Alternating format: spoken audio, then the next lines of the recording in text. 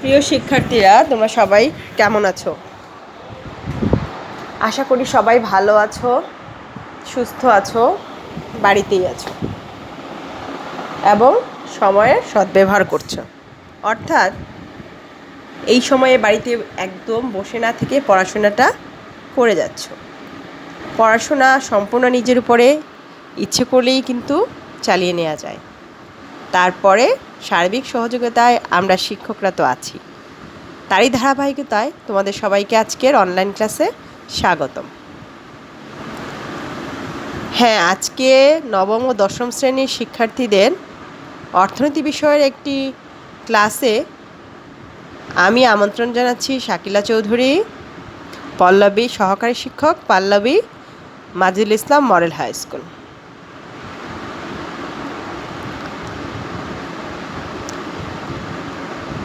আমি আবারও বলছি, আজকে পাঠ ঘোষণায় আমি শাকিলা চৌধুরী, বিষয় অর্থনীতি, নবম ও দশম শ্রেণী। তোমরা স্ক্রিনে কিছু ছবি দেখতে পাচ্ছ।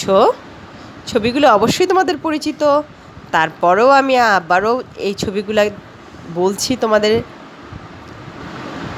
এটি হচ্ছে কাগজি মুদ্রা, পাশের ছবিটি হচ্ছে ধাতব মুদ্রা। বুঝতেই পারছো তোমরা, এগুলো হচ্ছে বাংলাদেশি মুদ্রা। আমরা সবাই সাধারণত বাসার লেনদেনগুলো, দৈনন্দিন কাজের লেনদেনগুলো এই মুদ্রাগুলোর মাধ্যমেই করে থাকি। স্ক্রিনে তোমরা আরেকটি ছবি দেখতে পাচ্ছ। এই ছবিটি একটি ব্যাংকের লেনদেনের চিত্র। সাধারণত ব্যাংকে গেলেই আমরা এই ধরনের চিত্র দেখতে পাই। এবার আবার লক্ষ্য করি আরেকটি ছবি। এখানে সবাই ভোরবেলা আমরা যেমন নীতিবাক্য পাঠ করি, স্কুলের মাঠে সবাই মিলে যে নীতিবাক্য পাঠ করি, মনে করো তারই একটি ছবি। এই ছবিটি আমি একটা নীতিগত দিক প্রকাশ করার জন্য ব্যবহার করেছি। আবার লক্ষ্য করো আরেকটি ছবি। এটিও স্কুলেই দাঁড়াই আমরা একসাথে। এটি একটি ব্যবস্থাপনার চিত্র। এখানে বাচ্চাগুলো যেভাবে এক সারিতে লাইনে সিস্টেমেটিক ওয়েতে দাঁড়িয়ে আছে, এটাকে আমরা ব্যবস্থাপনার একটি সুন্দর উদাহরণ হিসেবে ব্যবহার করতে পারি। আরও লক্ষ্য করো, এই ছবিটিও সবার কাছে পরিচিত। এটি বাংলাদেশের সুপ্রিম কোর্ট। একে নীতির সূতিকাগার বলা হয়। আরেকটি চিত্র তোমরা দেখতে পাচ্ছ। এটি লন্ডন অফ আই, বাট এখানে আমি চাকা হিসেবে ব্যবহার করেছি। চাকা বোঝানোর জন্য চক্র বা চাকা, একটিকে বোঝানোর জন্য এই চিত্রটি ব্যবহার করেছি। স্ক্রিনে আরেকটি চিত্র দেখতে পাচ্ছ। এটিকে আমরা সবাই চিনি, অর্থনীতির স্টুডেন্টরা সবাই ভালো করেই জানো এটি একটি যোগান রেখা। তাহলে আমাদের আজকের পাঠ শিরোনাম কি হবে? অর্থনীতির পরিচয়, পাঠ 1.4 থেকে 1.6।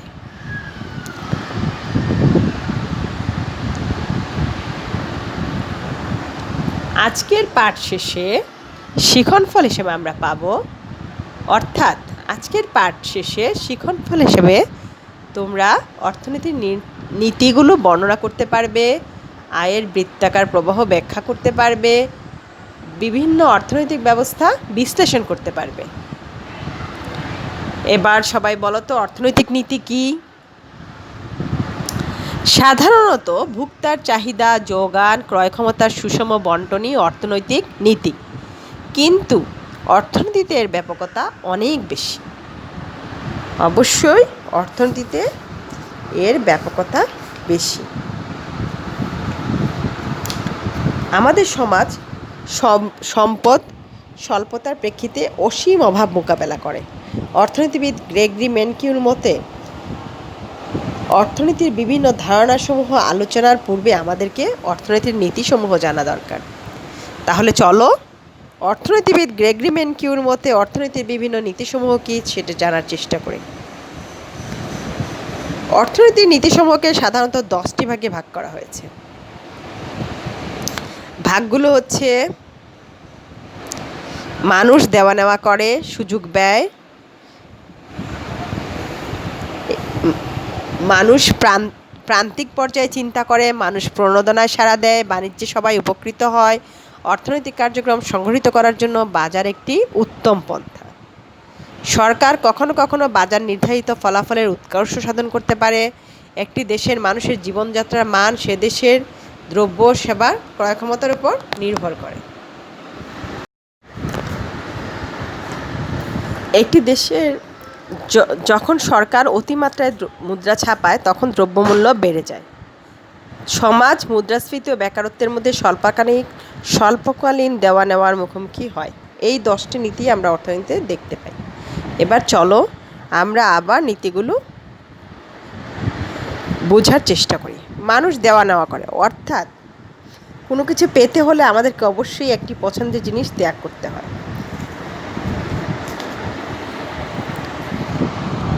সমাজে মানুষ একটি কিছু দেওয়া নেওয়ার বিকল্প অবস্থা সবসময় বেছে নেয়। সরকার যদি বাজেটে সামরিক খাতে বেশি ব্যয় করে, তবে শিক্ষাখাত সহ অন্যান্য বেসামরিক খাতে সেই ব্যয় কমায়।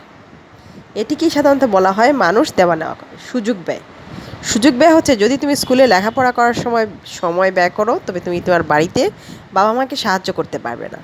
অর্থাৎ বাবা মাকে সাহায্য করলে তুমি অর্থনৈতিকভাবে তোমার পরিবার লাভবান হতো, সেখান থেকে তোমার পরিবার বঞ্চিত হচ্ছে। তাহলে তোমার লেখাপড়ার সুযোগ ব্যয় হচ্ছে বাড়িতে কাজ করতে না পারা। 3 নাম্বার, মানুষ প্রান্তিক পর্যায়ে চিন্তা করে।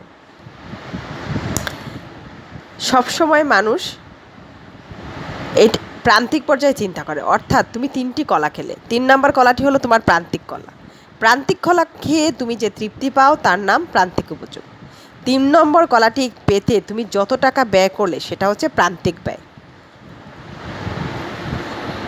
মানুষ প্রণোদনায় সাড়া দেয়। প্রত্যেকটি মানুষ উৎসাহ বা প্রণোদনার একটি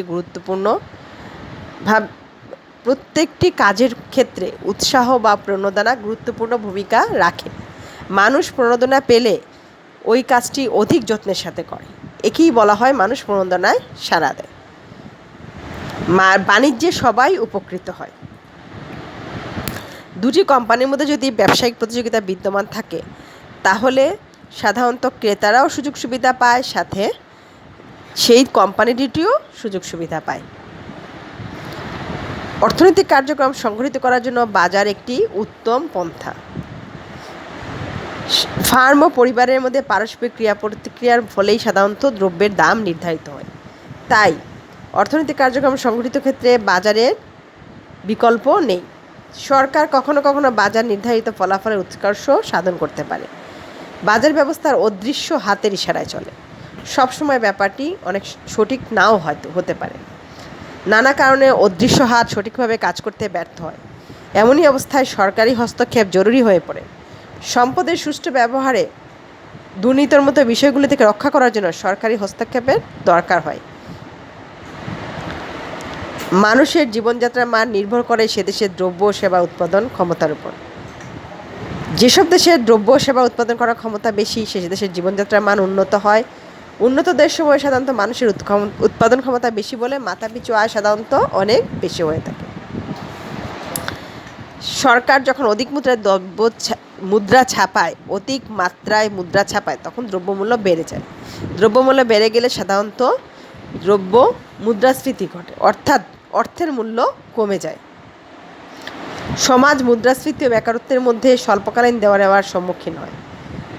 দ্রব্য সামগ্রীর মূল্যস্তর বেড়ে যাওয়ার অবস্থাকে বলা হয় মুদ্রাস্ফীতি। কোনো দ্রব্যের মূল্যস্তর বেড়ে যাওয়ার অবস্থাকে বলা হয় মুদ্রাস্ফীতি। কোনো শ্রমিক বাজারে প্রচলিত মজুরিতে কাজ করতে ইচ্ছুক অথচ কাজ পায় না, একে বলা হয় বেকার। মূল্যস্ফীতি কমলে বেকারত্ব বাড়ে, আর বেকারত্ব কমলে মূল্যস্ফীতি বাড়ে। এই গেল আমাদের অর্থনৈতিক 10টি নীতি। এবার চলো একটি সরল অর্থনীতি সম্পর্কে আমরা জানি। একটি সরল অর্থনীতিতে সাধারণত 2টি প্রতিনিধি থাকে, একটি হচ্ছে ভোক্তা বা পরিবার, আর একটি হচ্ছে উৎপাদক বা ফার্ম। স্ক্রিনে তোমরা একটি আয়ের বৃত্তাকার প্রবাহ দেখতে পাচ্ছ।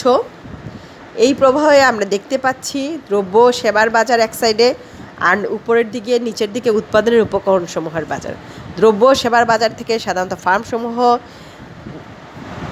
আয় করে, আর পরিবারসমূহ ব্যয় করে। অপরদিকে উৎপাদনের উপকরণসমূহের বাজার থেকে খাজনা, মজুরি, খাজনা, সুদ বাবদ ফার্মসমূহ ব্যয় করে। ভূমিশ্রম, মূলধন বাবদ পরিবারসমূহ আয় করে। পরিবারসমূহ আবার দ্রব্য সেবার বাজারে সেই আয় ব্যয় করে। এভাবে একটি আয়ের বৃত্তাকার প্রবাহ চলতে থাকে। একেই সাধারণত অর্থনীতিতে আয়ের বৃত্তাকার প্রবাহ বলা হয়। তাহলে আমরা জানতে পারলাম আয়ের বৃত্তাকার প্রবাহ কি। আয় এবং ব্যয়ের চক্রাকার আবর্তনকে আয়ের চক্রাকার প্রবাহ বা বৃত্তাকার প্রবাহ বলা হয়।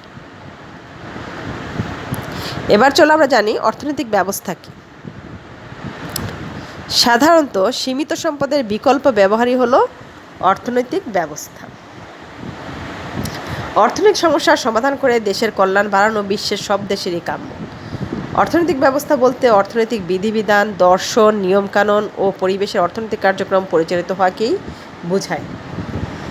তাহলে অর্থনৈতিক বিভিন্ন ব্যবস্থা প্রচলিত রয়েছে। অর্থনৈতিক ব্যবস্থাসমূহকে প্রধানত 3 ভাগে ভাগ করা হয়।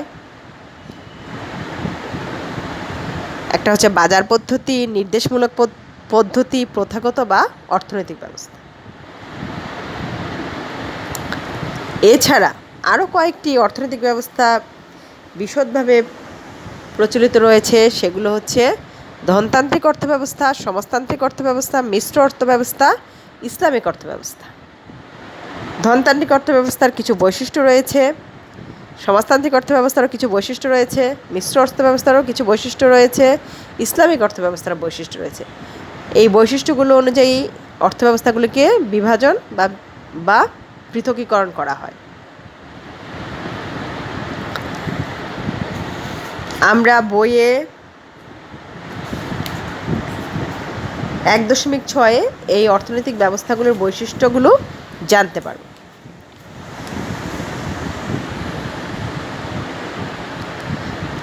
এবার চলো, এতক্ষণ আমরা যা পড়লাম তা থেকে আমরা কি শিখলাম।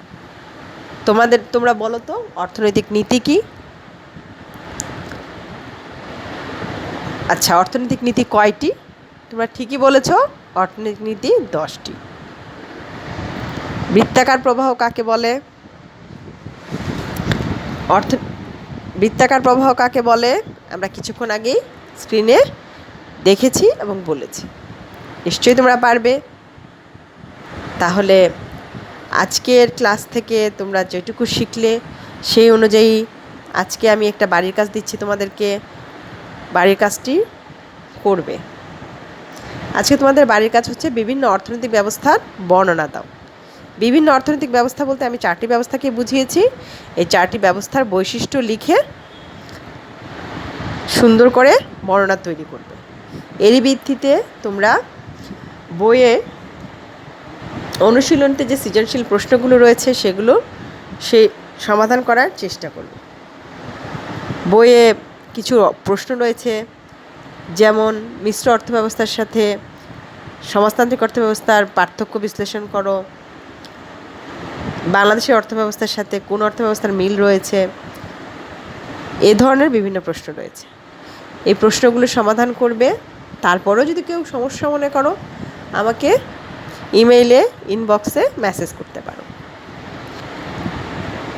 আমি সাহায্য করার চেষ্টা করব। আজকের মতো এখানেই শেষ। আল্লাহ হাফেজ। সবাই ভালো থাকো, সুস্থ থাকো, নিরাপদে থাকো। সবাইকে ধন্যবাদ। নেক্সট ক্লাসে আবারও দেখা হবে ইনশাল্লাহ। আল্লাহ হাফেজ।